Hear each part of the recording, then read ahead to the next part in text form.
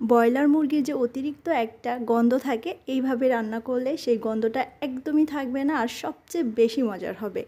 ঘরোয়া বেসিক মশলা দিয়ে খুব সহজেই কিভাবে রান্না করতে পারবেন, একদমই যারা নতুন রাঁধুনি তাদের জন্য আজকের এই ভিডিওটা হবে অনেক উপকার ইনশাল্লাহ। আমি এখানে মাঝারি সাইজের একটা মুরগির অর্ধেকটা নিয়েছি। খুব ভালো করে ধুয়ে নিতে হবে বেশ কয়েকবার। মুরগি রান্নার জন্য এই টাইপের কড়াইগুলো আমার কাছে সবচেয়ে পারফেক্ট মনে হয়, খুব সুন্দরভাবে রান্না করা যায়। আমি এখানে রান্নার জন্য সরিষার তেল দিচ্ছি। তেলের পরিমাণটা তুলনামূলকভাবে একটু বেশি দিতে হবে। মাংস রান্নায় সুন্দর একটা কালার আনার সিক্রেট টিপস কিন্তু এটাই। আপনি মরিচের গুঁড়া যত বেশি দেন কালার সুন্দর হবে না যদি না তেলের পরিমাণটা কম থাকে। যে কোনো তেল দিয়ে রান্না করতে পারেন, তবে আমার কাছে মনে হয় সরিষার তেল দিয়ে রান্না করলে সবচেয়ে বেশি মজার হয়। তেল ভালো করে গরম হয়ে আসলে তারপরে দিচ্ছি 1.25 কাপের মতো পেঁয়াজ কুচি, সেই সাথে কিছু গরম মশলা দিয়ে দিলাম। কিছু সময় পর্যন্ত ভেজে নিব। পেঁয়াজ নরম হয়ে আসবে এবং পেঁয়াজে হালকা একটা রং চলে আসার পরে এখানে দিয়ে দিচ্ছি 3 টেবিল চামচের মতো আদা রসুন বাটা। এখানে রসুন বাটা আছে 3 টেবিল চামচের মতো, আর আদা বাটা আছে 1 চা চামচের মতো। মুরগির মাংসে আদার পরিমাণটা অনেকটাই কম দিতে হয়, আবার আদা ছাড়া শুধু রসুন দিয়েও কিন্তু মুরগি রান্না খুবই ভালো হয়। আদার পরিমাণটা মুরগির মাংসে বেশি হয়ে গেলে একদমই মানানসই হয় না। আমি এবারে মুরগির মাংসগুলো দিয়ে দিলাম। একটু বড় বড় কাট করেই কেটেছি। যেহেতু মুরগির মাংসের পরিমাণটা খুব বেশি না, তাই আমি মশলাগুলো সেই অনুপাতে দিচ্ছি। আপনি যখন আরও বেশি করে রান্না করবেন তখন সেই অনুপাতে মশলাটা অ্যাডজাস্ট করে নেবেন। গুঁড়া মশলাগুলো দিয়ে দিচ্ছি। 1 টেবিল চামচের মতো দিয়েছি হলুদের গুঁড়ো, ঝালের স্বাদ বুঝে দিয়েছি মরিচের গুঁড়ো।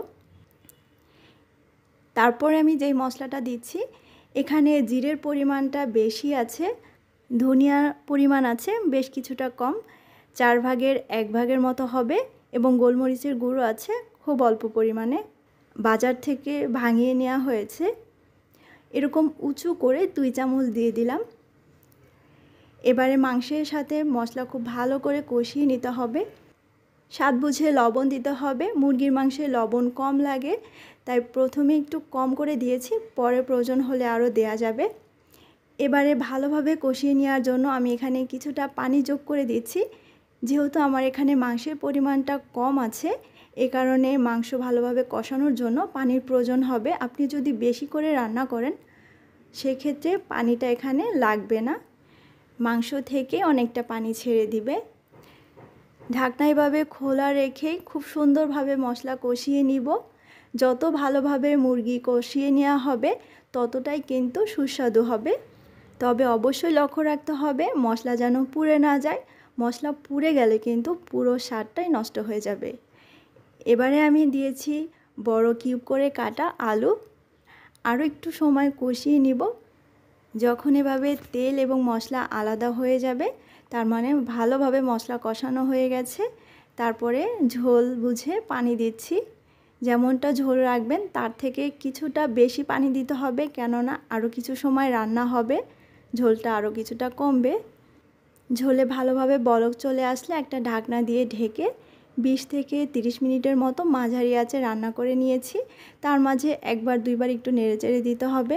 চুলা থেকে নামানোর আগে কয়েকটা কাঁচা মরিচ দিলে এত দারুণ ফ্লেভার আসে যেটা বলে বোঝানো যাবে না। আমি এরকম ঝোল রাখবো, তাই এই অবস্থায় আমি নামিয়ে নিয়েছি, একটা সার্ভিং বাটিতে নিয়ে নিয়েছি। দেখতে যতটা সুন্দর দেখাচ্ছে খেতে কিন্তু তার থেকে বেশি মজার হয়েছিল মাশাআল্লাহ।